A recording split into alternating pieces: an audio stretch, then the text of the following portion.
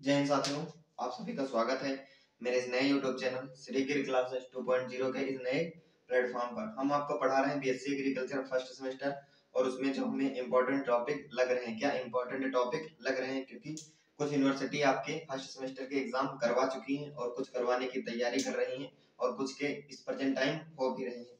तो हम आपको इसके पहले फैमिली पढ़ाए थे। क्या फैमिली पढ़ाए थे? आपके जो कुल दिए गए हैं सिलेबस में, लेगुमिनेसी, फैबेसी, सोलेनेसी, ऐसे कुछ कुल दिए गए हैं, वो हम आपको पढ़ा चुके हैं। 5-6 वीडियो हैं, वो आप लोग देख लेंगे। उसके बाद आपको हमने एक वीडियो बढ़ाया था यूकैरियोटिक और प्रोकैरियोटिक जो आपकी सेल होती है उसमें डिफरेंस बताया। उसके बाद हम आज आपको बताएंगे माइटोकॉन्ड्रिया। जो हमारी माइटोकॉन्ड्रिया होती है वो क्या क्या होती है, उसकी कैसे खोज हुई, ये हम बात करेंगे इस वीडियो में। छोटा सा टॉपिक है, ऐसे ऐसे हम आपको वीडियो देते रहेंगे। और आपका सेकंड सेमेस्टर हम स्टार्ट कर चुके हैं। क्या सेकंड सेमेस्टर स्टार्ट कर चुके हैं? इसी चैनल पर आप लोग देखेंगे तो वहां पर आप लोगों को दिख जाएगा क्या सेकंड सेमेस्टर स्टार्ट कर चुके हैं। तो सबसे पहले देरी ना करते हुए हम यही देखते हैं कि जो आपकी ये माइटोकॉन्ड्रिया होती है, ये माइटोकॉन्ड्रिया देखिए सबसे पहले हम बताते हैं ये होती कहाँ पे होती है। ये आपकी जो सेल होती है, क्या सेल होती है, जो आपकी प्लांट या एनिमल सेल होती है, क्या होती है? सेल होती है, उसमें क्या माइटोकॉन्ड्रिया पाई जाती है। इसे कोशिका का पावर हाउस कहते हैं। वो हम अभी आपको आगे बताएंगे। एक पॉइंट में हम पॉइंट वाइज आपको इसके जो इसका इंफॉर्मेशन है पूरी, वो कैसे क्या होती है, इसको हम पॉइंट वाइज बताएंगे, जिससे आप लोगों को याद करने में कोई प्रॉब्लम ना हो और आसानी से आप लोगों को याद हो जाए। तो हम कैसे बताएंगे कि इसको क्यों ऊर्जा का पावर हाउस क्यों कहा जाता है, क्या कोशिका का ऊर्जा का पावर हाउस क्यों कहा जाता है, तो हम देखेंगे इसमें। सबसे पहले देखेंगे इसकी खोज किसने की। क्या जो आपकी है माइटोकॉन्ड्रिया, पहले फिगर हम बता दे रहे हैं। फिगर अच्छा नहीं बना हुआ है, आप लोग, मेरी ड्राइंग नहीं अच्छी है, इसलिए आप लोग थोड़ा सा एडजस्ट करेंगे। क्या थोड़ा सा एडजस्ट करेंगे? इसमें सबसे पहले देखिए, ये कुछ इस तरह की आपकी माइटोकॉन्ड्रिया होती है। पहले हम फिगर समझा दे रहे हैं। तो इसमें देखिए यहाँ पर जो ये ऐसे ये संरचना दिख रही है, ये वाली, ये ऐसे दिख रही है, ये क्या होता है आपका डीएनए। क्या होता है? डीएनए। डीएनए बोले तो डीऑक्सी राइबोन्यूक्लिक एसिड। क्या डीऑक्सी राइबोन्यूक्लिक एसिड डीएनए होता है। उसके बाद देखेंगे आपका जो ये होता है, इसकी जब संरचना आप देखेंगे, इसका हम फोटो आपको टेलीग्राम, वेरीफाइड टेलीग्राम श्री गिरी क्लासेस 2.0 उस पर डाल देंगे या कम्युनिटी पर पोस्ट कर देंगे, टेलीग्राम पर, दोनों जगह कर देंगे, वहां से आप देख लेंगे। इसमें कुछ इस प्रकार की ऐसे ऐसे आकृत बनी होती है, जैसे ये देखिए यहाँ पर होती है।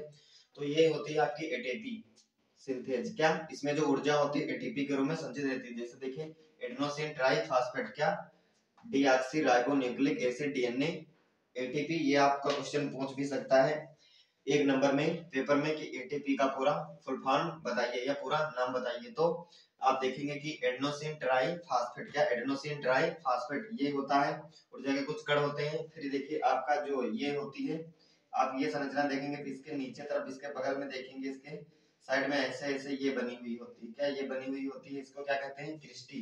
क्या होती है आपकी? क्रिस्टी। क्रिस्टी भी हम आगे बताएंगे आपको, इसकी जब थ्योरी भी पढ़ाएंगे तो क्या होती है क्रिस्टी, ये देखेंगे। फिर इसमें देखिए ऐसे ऐसे क्या कण पाए जाते हैं, कण। यहाँ पर देखिए ये आपके हो जाएंगे क्या, राइबोसोम कण। और ये आपका जो है ये आपका क्या होता है? डीएनए। क्या होता है? डीएनए होता है। और ये आपके जो इधर उधर होते हैं वो आप सही कर लेंगे। ये होता है आपका राइबोसोम्स के कण। क्या राइबोसोम्स के कण। और यहाँ पर जो होता है ये आपका होता है मैट्रिक्स। और जो इसकी ये बाहरी परत होती है, बाहरी, इसको हम क्या कहेंगे? बाहरी झिल्ली। तो ठीक है, इसको हम साफ करते हैं, आपको हम बता देंगे टेलीग्राम या उस पे डाल देंगे, कम्युनिटी पोस्ट कर देंगे चैनल के या टेलीग्राम पर, तो वहां से देख लेंगे। तो हम सबसे पहले इसकी थ्योरी स्टार्ट करते हैं। इसकी थ्योरी लंबी भी है, पॉइंट वाइज आपको बताएंगे, अच्छे से समझ में आएंगे। तो सबसे पहले देखेंगे इसकी खोज किसने की। माइटोकॉन्ड्रिया यहाँ पर लिख लेंगे, माइटोकॉन्ड्रिया।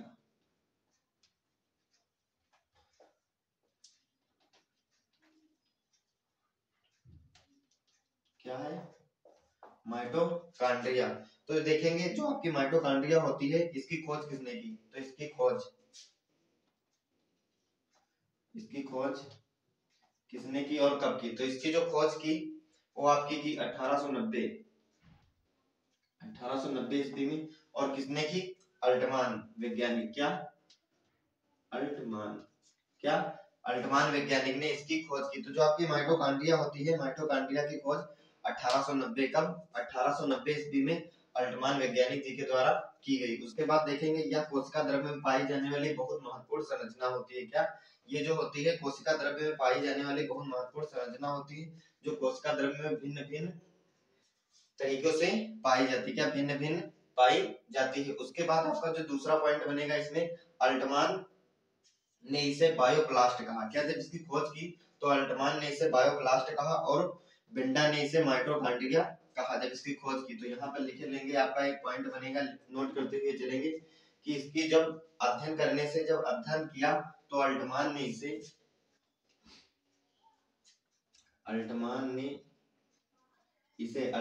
इसे बायोप्लास्ट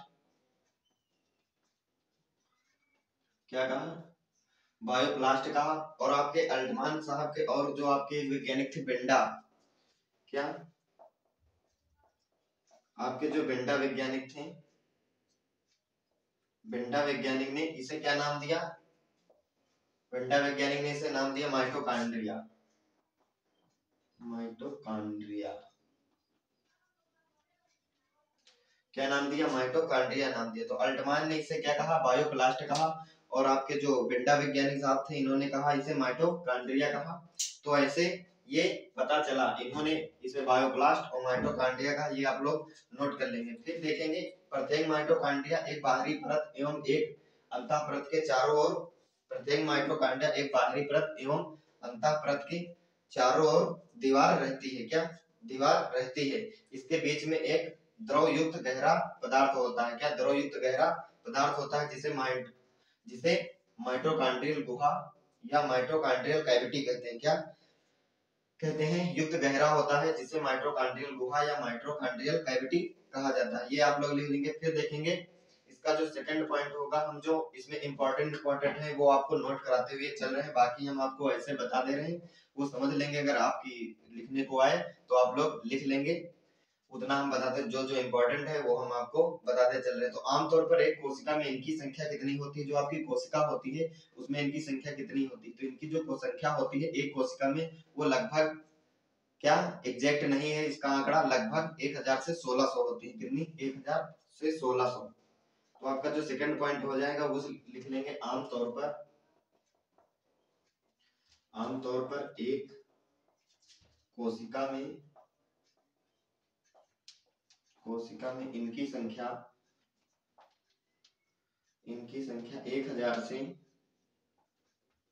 1600 होती है। क्या होती है, ये आप लोग नोट कर लेंगे कि आमतौर पर एक कोशिका में इनकी संख्या 1000 से 1600 होती है। क्या 1600 होती है, 1600 होती है। फिर हम देखेंगे आपका जो इसमें तीसरा इसका पॉइंट हो जाएगा, वो आपका पॉइंट हो जाएगा प्रोकैरियोटिक कोशिकाएं अनाक्षी श्वसन करने वाले अणु और स्तनधारी की वृद्धि आरबीसी में इनकी संख्या कम होती है। क्या होती है, इनकी संख्या कम होती है।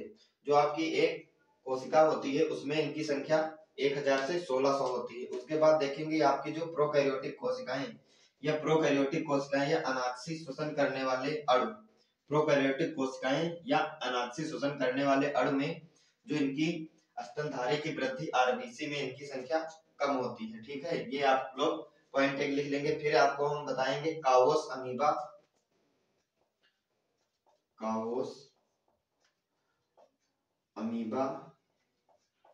क्या काओस अमीबा, और आपका जो हो जाएगा काओस अमीबा के साथ साथ आप प्लेमिऑक्स, क्या प्लेमिऑक्स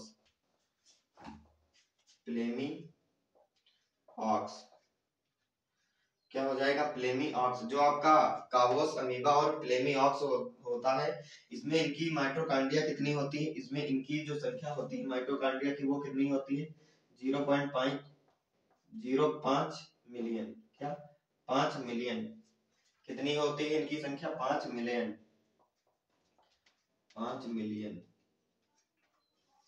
संख्या, क्या लिख लेंगे, 5 मिलियन संख्या इनकी होती है। उसके बाद इतना आपको हमने बताया कि इसकी खोज 1890 ईस्वी में अल्टमान साहब ने की। उसके बाद हमने बताया आपको अल्टमान ने इसे बायोप्लास्ट कहा। क्या अल्टमान ने इसे बायोप्लास्ट कहा और बिंडा ने इसे माइटोकॉन्ड्रिया नाम दिया। उसके बाद देखेंगे कि आमतौर पर एक कोशिका में इनकी संख्या 1000 से 1600 यानी कि 1000 या 1600 होती है। उसके बाद अब देखिए कावोस अमीबा और प्लेमिऑक्स, क्या कावोस अमीबा और प्लेमिऑक्स जो आपका होता है उसमें इनकी संख्या कितनी होती है, माइटोकॉन्ड्रिया की संख्या उसमें कितनी होती है, 5 मिलियन होती है, बहुत भारी मात्रा में पाए जाते हैं। उसके बाद देखेंगे कि आपका जो ये माइटोकॉन्ड्रिया होता है इसका स्ट्रक्चर क्या होता है, इसकी संरचना क्या होती है। इसके पहले हम आपको बताए हैं कि फिगर आपको हमने बनाकर बता दिया है। फिर इसकी देखेंगे संरचना यानी कि स्ट्रक्चर, इसका जो स्ट्रक्चर होता है वो कैसा होता है, तो इसमें भी पॉइंट वाइज लिखेंगे, क्या पॉइंट वाइज या लिखेंगे। तो इसमें सबसे पहले आप लोग लिखेंगे यह एक वर्कशीट,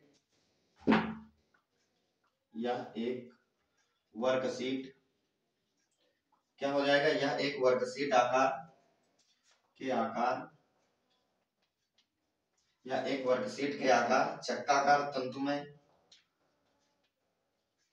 चक्काकार तंतुमय पार्टिकल, तंतुमय और या रॉड जैसा होता है, या रॉड जैसा होता है, होती है, क्या होती है। यह एक वर्कशीट के आकार की चक्काकार तंतुमय या पार्टिकल, वही आप समझेंगे तंतुमय या रॉड जैसी होती है। उसके बाद आपका जो दूसरा इसमें पॉइंट बनेगा वो आप लोग लिखेंगे इसका व्यास,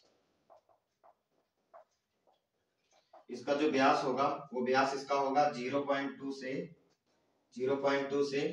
1.0 माइक्रोन मीटर, क्या माइक्रोन मीटर। और इसकी जो चौड़ाई होगी, क्या इसकी जो चौड़ाई होगी वो चौड़ाई होगी 1.0 से 4.1 माइक्रोन मीटर,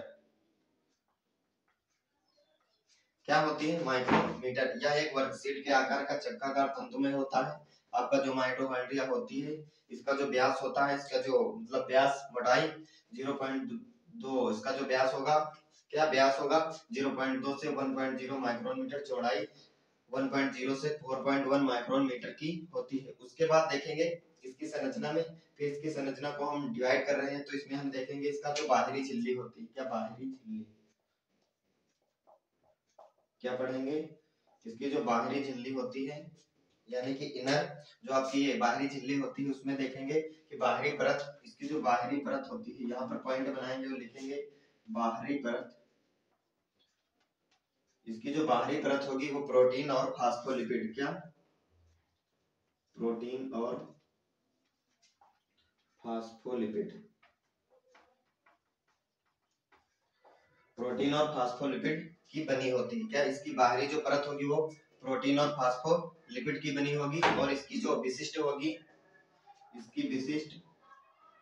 इसकी जो विशिष्ट होगी वो 60 से 70 एंगस्ट्रॉम की होगी, क्या 60 से 70 एंगस्ट्रॉम की होती है। इसकी जो विशिष्ट होती है वो 60 से 70 एंगस्ट्रॉम की होती है। फिर इसमें तीसरा जो आपका पॉइंट हो जाएगा वो हो जाएगा इसमें बड़ी मात्रा में धसे वाले प्रोटीन, इसमें जो बड़ी मात्रा में कुछ प्रोटीन धसे होते हैं उनको क्या कहते हैं, पोरिन्स, क्या कहते हैं उनको, पोरिन्स कहते हैं। इसमें जो प्रोटीन धसे होते हैं, धसे प्रोटीन क्या कहलाते हैं, पोरिन या पोरिन्स, क्या कहलाते हैं, पोरिन या पोरिन्स कहलाते हैं। फिर हम देखेंगे आपकी ये बाहरी झिल्ली होगी।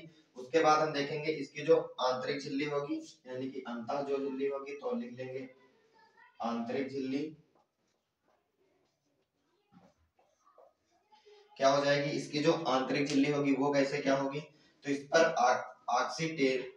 ऑक्सीडेटिव फास्फोराइलेशन के एंजाइम पाए जाते हैं। झिल्ली पर एटीपी सिंथेसिस की प्रक्रिया होती है। इसमें क्या लिख लेंगे, एटीपी सिंथेसिस की प्रक्रिया होती है, क्या होती है। जिसकी जो आंतरिक झिल्ली होती है उस पर क्या होते हैं, इन पर ऑक्सीडेटिव फास्फोराइलेशन एंजाइम पाए जाते हैं। और इसकी जो झिल्ली होती है उस पर क्या होती है, क्या एटीपी सिंथेसिस की प्रक्रिया होती है। उसके बाद देखेंगे आंतरिक झिल्ली के बाहरी सतह को सी फेज, इसकी बाहरी सतह सी फेज तथा आंतरिक सतह क्या, आंतरिक सतह एम फेज कहलाती है, तथा आंतरिक सतह एम फेज कहलाती है। क्या, इसकी जो बाहरी सतह होती है वो सी फेज तथा इसकी जो आंतरिक सतह होती है क्या कहलाती है, एम फेज कहलाती है। स्क्रीनशॉट जिसको लेना हो ले ले, हम क्या साफ करने जा रहे हैं क्योंकि हमें और इसमें बताना है, इसलिए स्क्रीनशॉट आप लोग ले लिए होंगे। साफ करते हैं।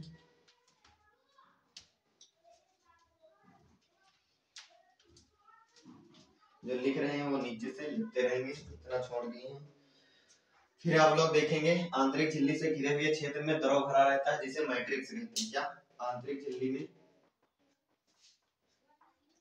झिल्ली में द्रव भरा जिसे मैट्रिक्स, हमने जो आपको बताया था फिगर में वही मैट्रिक्स, वही यहाँ पर मैट्रिक्स कहते हैं। क्या कहते हैं, इसकी जो आंतरिक झिल्ली होती है, आंतरिक झिल्ली में द्रव भरा रहता है। क्या, द्रव भरा रहता है जिसे क्या कहा जाता है, मैट्रिक्स कहा जाता है। माइटोकॉन्ड्रियल डीएनए द्विरज्जुकी वृत्ताकार वाला आयन होता है। क्या, वृत्ताकार वाला आयन होता है माइटोकॉन्ड्रियल डीएनए, यानी कि माइटोकॉन्ड्रियल डीएनए का आपका मतलब हो जाएगा एम्प्टी डीएनए। क्या, एम्प्टी डीएनए कोशिका में कुल डीएनए का 1% भाग होता है। क्या होता है, कुल कोशिका में डीएनए का 1% भाग होता है। और आपका जो माइटोकॉन्ड्रिया एम्प्टी डीएनए का आकार छोटा लेकिन जीन की संख्या बहुत अधिक होती है। क्या होती है, जीन की संख्या बहुत अधिक होती है, उनका आकार क्या होता है, छोटा होता है। इसके बाद हम आपको इतना सब कुछ बता चुके। इसके बाद हम देखेंगे माइटोकॉन्ड्रिया का कार्य क्या होता है। इसके बाद आप क्या देखेंगे, इसके बाद हम देखेंगे माइटोकॉन्ड्रिया वर्क क्या करती है। क्या, माइटोकॉन्ड्रिया क्या कार्य करती है, माइटोकॉन्ड्रिया के क्या कार्य होते हैं। तो सबको साफ करते हैं और जल्दी से आपको बता देते हैं माइटोकॉन्ड्रिया के कार्य। क्या, माइटोकॉन्ड्रिया के कार्य बस आपको शॉर्ट में हम बता रहे हैं, इतने से आपका काम हो जाएगा। तो यहाँ पर लिख लेंगे माइटोकॉन्ड्रिया के कार्य। माइटोकॉन्ड्रिया के कार्य, क्या, फंक्शन ऑफ माइटोकॉन्ड्रिया, माइटोकॉन्ड्रिया के क्या क्या कार्य होते हैं। तो माइटोकॉन्ड्रिया के कार्य क्या होते हैं, माइटोकॉन्ड्रिया जो होती है इसमें कोशिकीय श्वसन होता है। क्या, कोशिकीय श्वसन होता है। क्या, कोशिकीय श्वसन होता है माइटोकॉन्ड्रिया में, कोशिकीय श्वसन होता है। क्या होता है, कोशिकीय श्वसन होता है। कोशिकीय श्वसन होने के साथ साथ इसमें एटीपी का उत्पादन, आपका दूसरा क्या हो जाएगा, इसमें एटीपी का उत्पादन होता है। एटीपी का उत्पादन तथा उनका उसका भंडारण एवं परिवहन होता है। क्या होता है, इसी के कारण इसे कोशिका का पावर हाउस कहते हैं। क्या, इसी कारण